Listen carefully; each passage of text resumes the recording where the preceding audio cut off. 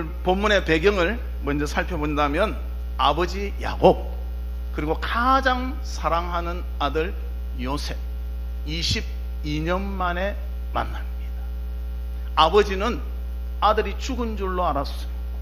그 형들이 팔아버리고는 짐승에게 뜯겨서 죽었다, 그 말을 지금까지 믿었습니다. 22년 동안 믿었습니다. 그 아버지의 마음 얼마나 힘들고 어려웠겠습니까? 가장 사랑하는 아들, 그가 사랑했던 아내였던 라헬의 아들이기 때문에 그 아들을 제일 사랑했는데 22년간 살아있는데도 죽은 줄로 알고 가슴에 묻고 살았던 아들입니다. 그 아들을 아버지가 22년 만에 만나는 것입니다. 또 요셉은 어떠했을까요?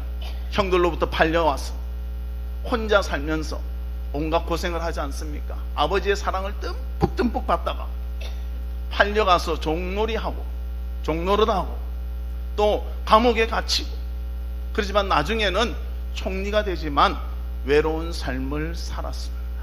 부모가 그립고 형제가 그리운 그런 삶을 살았습니다.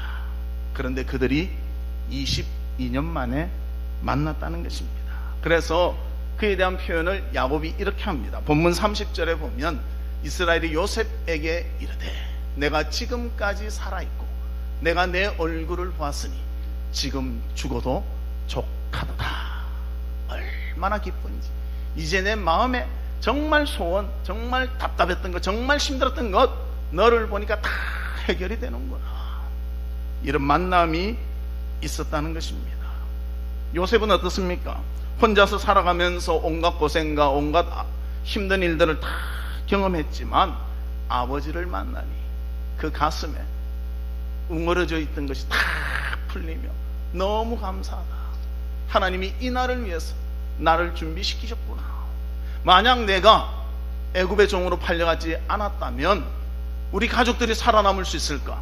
이 흉년을 어떻게 이겨낼 수 있을까? 흉년이 2년밖에 안 됐는데 아직 5년이나 남았는데 지금도 먹을 것이 없어서 다 죽겠다고 하는데 내 가족들이 살아날 수가 있을까?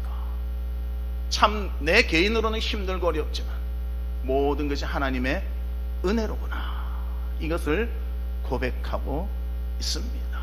그래서 아버지 야곱이 아들을 볼 때 17살 때 아들을 보았을 거 아니에요. 근데 이제는 39이 된 아들을 보니까 그 모습 속에서 전에 보였던 모습도 보이고 아닌 모습도 보이고 또 가장이 돼서 자녀들을 데리고 있는 모습도 보면서 여러 가지 감회가 있었을 줄로 생각이 됩니다.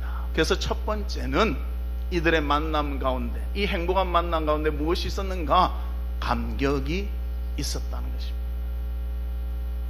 그래서 야곱은 29절에 보면 요셉과 목을 어금맞고 안고서는 얼마 동안 울었다고 표현합니다.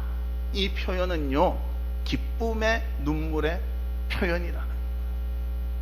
저도 보면 올림픽에서 금메달 따신 분들 보면 눈물을 막 흘리잖아요.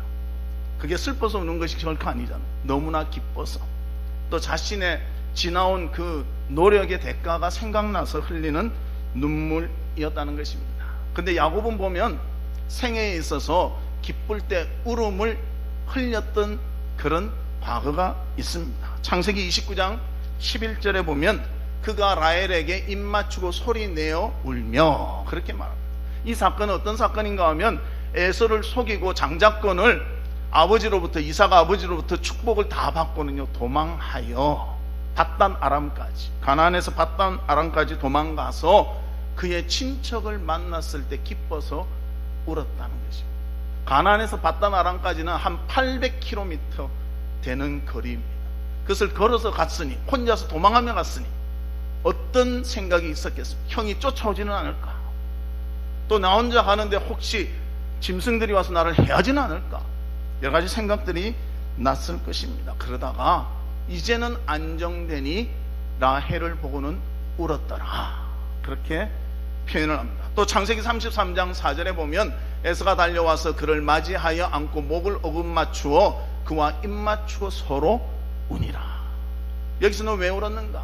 야곱은 아직도 형 에서가 자기를 용서하지 않았다고 생각했습니다. 자기가 가면 가만히 안 있겠지. 그리고 에서는요 동생을 맞으러 많은 사람들과 나옵니다. 그러니까 야곱은 공격하는 줄로 생각하는 거예요. 그러나 형 에서의 진정한 마음을 볼 때 반가워서 맞아줄 때 그 기쁨을 울면서 표현했다고 말합니다. 오늘 본문에서도 야곱은 웁니다. 기뻐서 웁니다.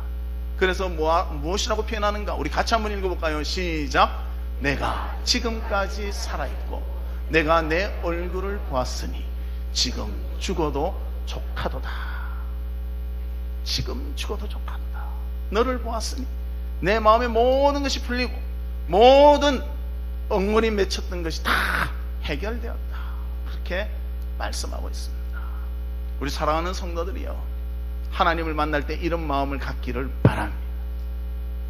나의 힘든 것, 어려운 것, 지친 것, 고달픈 것 하나님은 다 아십니다. 그 순간에 같이 하십니다.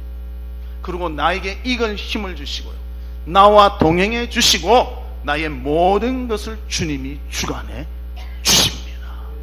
이것을 믿고 아무리 힘들고 아무리 어렵더라도 주님 바라보며 위로받고 새 힘을 얻는 우리 성도들이 되시기를 바랍니다. 그래서 야곱도 마찬가지고 요셉도 마찬가지고 동일하게 가지고 있었던 마음은 무엇인가? 하나님이 우리를 보호하셨고 우리를 지켜주셨고 이 시간 만나게 해 주셨다. 이에 대한 확신이 있었다는 것입니다. 저도 한 달간 비록 저 멀리 가 있었지만요, 여러분들 생각이 자꾸 나더라고요. 또 우리 부목사님들이 저한테 보고를 합니다. 그래서 카카오톡을 열었습니다. 우리 교역자 카카오톡을 열었습니다. 카카오톡은 멀리 있어도 이게 뜨더라고요. 보면 목사님 누가 아프십니다 뭐 이러면 또 기도하게 되더라고요. 몸은 떨어져 있지만요 마음이 같다는 것이 느껴지더라고요. 우리 사랑하는 성도들도 서로 이런 마음이 하나 되고요, 서로 만났을 때 주님으로 인한 감격이 있고요, 또 주님으로 인한 기쁨이 우리 가운데 있기를 바랍니다. 이런 느낌이 없다면 나는 좀 더 잘해야 되는, 아직도 성숙하지 못했다는 증거가 되는 것입니다. 그래서 우리 성도의 삶에는 기쁜 일도 있지만 고난도 있어요.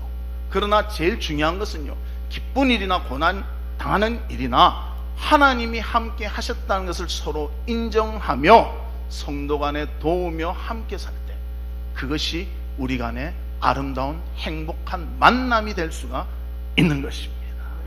우리 부평하랑교회 이런 만남이 풍성하시기를 주님의 이름으로 축복합니다. 또 다윗도 보면요 많은 고난을 당합니다. 시편을 보면 너무나 많은 고난을 당하고 어려운 가운데 있지만 그의 시편에는 감격적인 그런 고백을 하고 있습니다. 왜냐하면 그 모든 어려움 가운데 해결점은 하나님이 되어주셨고 하나님이 함께 하셨고 하나님이 역사하셨기 때문입니다. 바울도 마찬가지입니다. 많은 고초와 어려움이 있지만 주의 복음을 전하면서 그는 이렇게 고백합니다. 디모데전서 1장 15절 미쁘다 모든 사람이 받을 만한 이 말이여 그리스도 예수께서 죄인을 구원하시려고 세상에 임하셨다 하였도다. 죄인 중에 내가 괴순이라. 사도 바울같이 열심히 주님을 위해 산 사람도 주님 앞에 설 때는 자기의 부족함과 연약함을 발견하게 되고 하나님의 도우심이 없이는 아무것도 감당할 수 없기에 나는 괴순이라 그렇게 고백하고 있습니다. 우리가 하나님의 인도하심을 더 깨닫고 그 하나님의 함께 하심을 더 깊이 알수록 그 가운데서 참된 안식을 누리고 감격을 맛보게 될 것입니다. 우리의 삶 가운데 이런 감격이 아름다운 만남이 있기를 주의 이름으로 축복합니다. 두 번째로는 만족이 있었습니다. 야곱과 요셉이 만나는 데는 행복한 만남 가운데 만족이 있었다는 것입니다. 그래서 야곱은 이제 죽어도 한이 없도다 그렇게 말하고 있습니다. 그러면서 동시에 하나님께서 지금까지 지켜주시고 하나님께서 만나게 해주심을 감사하며 만족하고 있다는 것입니다. 사람의 마음은 별로 크지 않습니다. 마음이 아무리 커도 자기 몸보다 큰 사람은 없을 거 아닙니까? 마음은 가슴에 있습니까? 머리에 있습니까? 되게 어렵죠. 여기입니까? 여기입니까? 그거는 숙제로 드리겠어. 많은 사람들이 여기인데요, 여기가 더 맞을 것 같아요. 생각하고 다 하는 것은 여기서 하잖아요. 그러나 이 작은 마음을 세상의 모든 것으로 채울 수 없는 것이 사람의 마음인 것입니다. 그러면 어떻게 하면 채울 수 있습니까? 만족하면 채워진다. 누구도 다 채울 수 없기 때문에 이 정도로 내가 만족합니다 하면 채울 수가 있습니다. 야곱은 17살 때 피덩이 같은 아들을 잃어버렸습니다. 그리고 17살 때의 그 아들, 1살부터 17살 때의 그 아들의 모습을 항상 간직하며 살았습니다. 혹시 꿈에나 한번 볼 수 있을까? 정말 죽었을까? 그렇지, 죽었지, 내가 포기해야지, 이런 마음을 가지고 살아갔다는 것입니다. 그런데 갑자기 22년 만에 39살 된 아들을 딱 만나게 되는 거예요. 그래서 그 모습을 보면서, 또 가정을 이룬 모습을 보면서, 또 애굽의 총리가 돼서 그 당당한 모습 보이지 않겠습니까? 그 모습을 보면서 얼마나 만족했겠습니까? 내가 만족하기 때문에 다른 것은 필요 없어요. 그의 직함이 얼마나 높은지, 그가 얼마나 소유를 했는지 이런 거는 필요가 없고, 내 아들 만났다는 그 자체로 만족하고 있다는 것입니다. 그런데 우리는 하나님이 주신 은혜가 너무나 많습니다. 내 가족이 있는 것도 하나님 은혜고요, 내가 살 수 있는 집이 있는 것도 하나님의 은혜고요, 섬기며 봉사할 수 있는 교회가 있는 것도 하나님의 은혜고요, 내가 일할 수 있는 터전이 있는 것도 하나님의 은혜인데, 그 은혜에 만족하기보다는 갖지 못한 것을 더 달라고 우리는 하나님께 요구하고 있지는 않습니까? 그래서 야곱, 요셉 본 것만으로 만족한다. 요셉도 그렇게 말합니다. 아버지를 볼 때에, 22년 만에 많이 늙으신 아버지를 볼 때 어떤 마음이 들었겠습니까? 내가 많이 도와드려야 되는데 제 아버지가 점점 늙어가시는구나, 힘이 빠져나가시는구나, 그것을 알았을 것 아닙니까? 그러면서도 아버지가 계신다는 그 자체가 너무나 만족하며 감사했다는 것입니다. 그래서 형제들과 대화 중에서도요, 계속 묻습니다. 아버지가 생존해 계시냐? 자기 동생 베냐민이 아직도 잘 자라냐? 이런 것을 은근슬쩍 묻고 있다는 것입니다. 우리도 마찬가지입니다. 하나님으로 인해서 받은 은혜 잊지 말기를 바랍니다. 기억하시길 바랍니다. 하나님이 베풀어 주신 것은 너무나 많습니다. 하나하나 따져보면 오늘 하루만 해도 주님이 베푸신 은혜가 너무 많은 거예요. 오늘 눈 뜬 것도 은혜 아닙니까? 뭐 그런 것은 별거 아닌 거로 생각이 됐어요. 눈 뜬 것도 은혜입니다. 다윗도 그렇습니다. 여호와가 나의 목자가 되시기 때문에 내게 부족함이 없도다, 그렇게 고백합니다. 하나님 한 분만으로 만족하며 그분이 계시기 때문에 내 인생에 도움이 되시며, 내 인생에 유익함이 되시며, 내 인생의 즐거움이 되심을 고백하고 있습니다. 그래서 우리는 언제나 하나님의 은혜를 기억하며 감사와 찬송이 넘치기를 바랍니다. 우리는 죄인이었습니다. 그냥 놔두면 지옥 갈 수밖에 없고요, 회복될 수 없고요, 하나님의 은혜에서 떠나갈 수밖에 없는 그런 자들이었습니다. 그러나 하나님께서 우리를 자녀 삼아주시고 우리에게 은혜를 베풀어 주시니 우리는 기쁨 가운데서 살아가는 그런 존재들이 되었다는 것입니다. 그리고 우리의 만족은요, 하나님이 채워주실 때 만족되는, 하나님의 것으로 채워질 때 만족되는. 세상의 사람들 보십시오. 부자들도 많이 있습니다. 저도 제 친구 중에 하나가 부자였는데요, 어느 정도 부자인가 하면 아버지도 사장, 어머니도 사장. 이해가 되십니까? 아버지도 기사가 있고 어머니도 기사가 있고. 제 초등학교 때 그랬으니 얼마나 부자입니까? 급이 달라요. 저희들은 집에 딱 돌아가는데 형이 맛있는 거 먹고 있으면 어떻게 합니까? 형 나 좀 주세요 그러잖아요. 그 집은 딱 가니까 형이 먹고 있더라고. 그래서 우리도 좀 얻어먹을까 했더만 뭐라 하는가 하면 아줌마 내 거 주세요 그러는 거예요. 급이 다르지 않습니까? 이해가 안 되십니까? 급이 다르더라고. 제 초등학교 때요, 그 집에 풀장이 있었어. 풀장. 근데 풀장 물을 다 빼버린 거예요, 이 친구가. 빼는 순간 우리는 이제 죽었구나 그래 생각하잖아요. 그 물이 얼마나 많은데 아깝게 빼요. 왜 뺐는가? 축구하는데 공 물리 날아간다고 그 안에서 축구한다고 물을 뺐습니다. 그리고 그 어머니가 오셨습니다. 우리는 이제 죽었구나. 근데 또 다른 거예요. 왜 뺐냐? 축구하려고. 에이, 그래도 빼면 안 되지. 이러고 가는 거예요. 우리 같으면 어머니 소리가 들린 동시에 어디로 가요? 36개 도망가잖아요.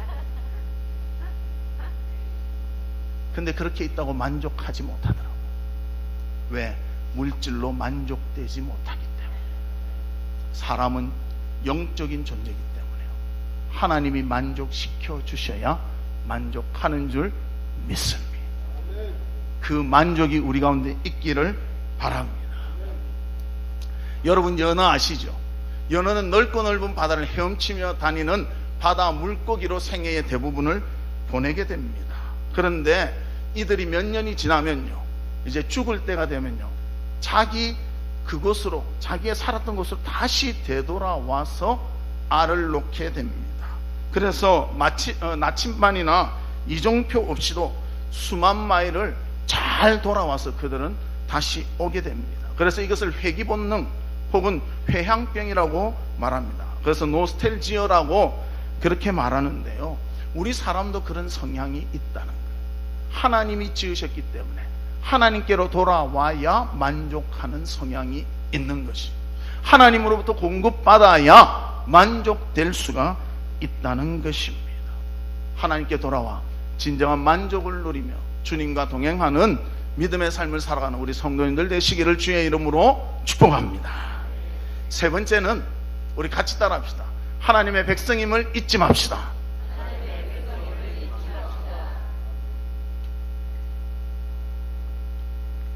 하나님의 백성임을 잊지 마시기를 바랍니다. 하나님은 자기의 백성을 책임지십니다. 끝까지 사랑하십니다. 감격을 주십니다. 또 위로해 주십니다. 만족함을 주십니다. 야곱이 기근으로 인해서 양식이 떨어졌습니다. 정말 먹을 것이 없습니다. 저 애굽에 가서 곡식을 얻지 못한다면 죽을 수밖에 없는 상황에 이르게 되었습니다. 그리고 어쩔 수 없는 발걸음을 시작했는데 하나님께서는 아들을 만나게 해 주셨습니다. 하나님의 은혜라는 것은요, 우리가 어쩔 수 없는 상황 속에서도 역사하신다.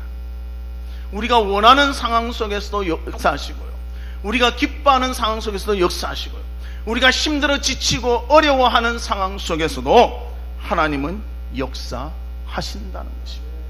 그리고 하나님의 역사는 그의 아들이 총리가 되어서 음식 걱정하지 않고 정말 하나님의 풍성함을 누리며 살아갈 수 있는 자로 세워주신다는 것입니다. 그렇다고 야곱이 완전한 사람이 아닙니다. 야곱이 다 갖춘 사람이 아닙니다. 부족함이 많고 허물이 많고 거짓을 행했던 사람이었습니다. 우리도 마찬가지로 허점투성이고 연약함이 많지만 하나님 아버지를 나의 아버지로 의지한다면 하나님께서는 공급해 주시고 함께 해 주시고 역사해 주시는 것입니다. 그것을 우리가 믿고 그 하나님의 자녀로서의 하나님의 주시는 자원을 누리며 살아가는 모두가 되기를 바랍니다.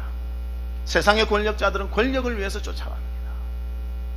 또 세상에 돈을 가지고 있는 사람은 그 돈으로 힘을 발휘하려고 합니다. 그리고 우리를 주눅들게 만듭니다. 그러나 이 세상 전부를 다스리시는 분은 하나님 아버지이십니다.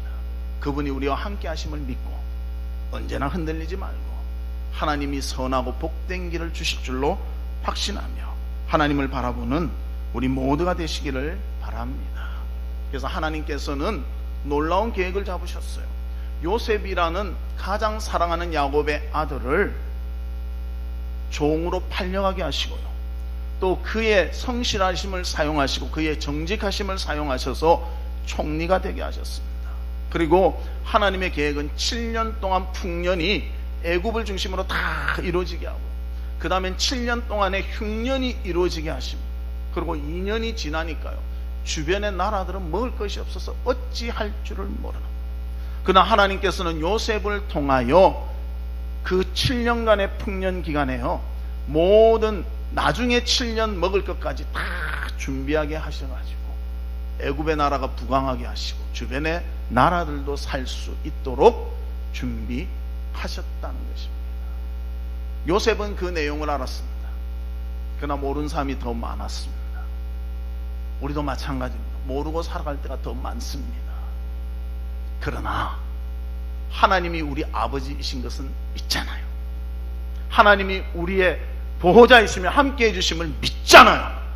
그것을 믿고 살아가는 자에게는 정확한 것을 모르더라도 하나님께서 우리가 모든 것을 잘 감당하며 기뻐하며 감격하며 감사하며 영광 돌리며 또 만족하며 살아가도록 이끌어 주신다는 것입니다. 우리의 가장 행복한 만남, 하나님과의 만남입니다. 그리고 우리 성도들과의 만남도 너무나 중요합니다. 믿는 자들의 만남이기 때문에 우리 가운데 하나님이 역사하시고 하나님이 함께 하시기 때문입니다. 그래서 우리는 언제나 하나님 바라보고 주님과 동행하고 우리가 서로 믿는 자로서의 아름다움을 유지해 나갈 수 있는 그런 성도가 되시기를 주의 이름으로 축복합니다. 어느 수도원에 훌륭한 원장이 계셨습니다. 그런데 그 많은 제자들이 있는데요, 그 중에 특히 말썽 피우고 말 안 듣고 가장 못생겼고 무엇을 가르쳐도 늘 잊어버리는 제자가 있었습니다. 그런데 이 훌륭한 원장님이 누구를 제일 사랑하는가? 그 제자를 제일 사랑하는 거예요. 그러니까 다른 제자들이요, 불평불만이 가득한 거예요. 왜 생기지도 못했고 잘 알지도 못하고 말썽만 피우는 저 애를 원장님은 사랑하실까? 그래서 막 불만이 쌓이고요, 그 불만이 이제 폭발하게 생겼습니다. 그래서 원장님이 다 모았습니다. 다 모고는 봐라, 왜 그 애를 사랑하는지 내가 문제를 하나 내겠다. 그러면서 각각 아이들 한 명에게 조그마한 새 한 마리를 주었습니다. 그리고 이 새를 아무도 보지 않는 곳에 가서 해가 지기 전까지 다 죽여라, 그렇게 명령을 내렸습니다. 그래서 전부 다 예 알았습니다고는 다 뿔뿔이 흩어지는 아무도 없는 곳에, 자기들끼리도 만나지 않는 곳에 멀리 가서 아무도 없다고 느꼈을 때 새를 죽였습니다. 그리고 죽인 새를 가져다가 마당에 하나 둘씩 놓았습니다. 해가 점점 기울어 가는데 거의 모든 아이들이 다 죽은 새를 가지고 와서 마당에 놓았습니다. 그리고 이게 해가 다 떨어지려고 할 때 그 못생기고 잘 말 안 듣고 말썽 피우는 그 꼬마가 산 새를 가지고 쫓아왔습니다. 그러면서 그 쫓아오는 모습을 보면서 그 친구들은 그럽니다. 저 바보, 저 바보, 아무데 나가서 사람 안 보면 죽이면 되는데 왜 저걸 못했을까? 그러면서 그 꼬마가 달려와서 원장님에게 말합니다. 원장님, 제가 새를 아무도 안 보는 곳에서 죽이라고 하셨잖아요. 그런데 아무리 조용하고 으스한 곳을 찾아봐도 하나님이 보고 계셨어요. 그래서 저는 죽일 수가 없었어요. 그렇게 말했다. 그래서 원장님이 말했습니다. 여긴 수도원이 아니냐, 하나님을 믿는 곳이 아니냐, 너희들은 하나님을 인정하지 못하지 않느냐. 그러나 이 아이는 하나님을 인정한다. 그러기에 나도 이 아이를 그만큼 사랑했다. 세상에 성공하는 것 다 좋습니다. 더 부유하게 되는 것 다 좋습니다. 더 지식 있는 것 다 좋습니다. 우리에게 가장 중요한 것은 하나님의 존재를 인정하고 그분을 믿고 그분을 따르고 그와 함께 해야 한다는 것입니다. 우리는 하나님의 백성입니다. 하나님 우리를 끝까지 지켜주시고 끝까지 사랑하십니다. 이 아름다운 만남을 허락해 주신 하나님께 영광 돌리며 언제나 주님을 바라볼 수 있는 우리 모두가 되시기를 주의 이름으로 축복합니다. 말씀의 결론을 맺도록 하겠습니다. 야곱과 요셉 정말 행복한 만남을 가졌습니다.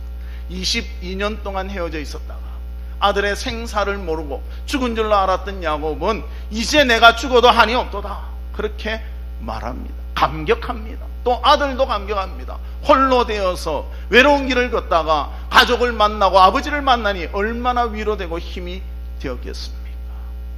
그리고 또 그들은 만났을 때 정말 하나님이 예비하시고 준비하셔서 그들의 살 길을 다 열어놓으신 것을 바라보게 됩니다. 그러기에 그들은 그 가운데 감사하며 영광 돌리며 기쁨이 넘쳤습니다. 감격이 넘쳤습니다. 하나님의 보호하심을 인정하며 만족했습니다. 그리고 하나님의 모든 것을 우리 가운데 역사해 주셨음을 확신할 때 그들은 하나님 안에서 진정한 평안과 기쁨을 누렸습니다. 우리 사랑하는 성도들이요, 하나님과 함께함으로 진정한 감격을 누리고 만족을 누리고 하나님이 우리 아버지 되심을 인정하며 기쁨과 감사로 살아가는 모두 되시기를 주의 이름으로 축복합니다. 우리 이 시간 다 같이 통성으로 기도하는데요, 하나님 정말 주님을 만날 때마다 감격 있게 해주시옵소서, 만족이 있게 해주시옵소서, 하나님을 하나님으로 인정하며 그 모든 복된 삶을 기쁨으로 감당하는 저희들 되게 해주시옵소서. 우리 다 같이 통성으로 기도하겠습니다.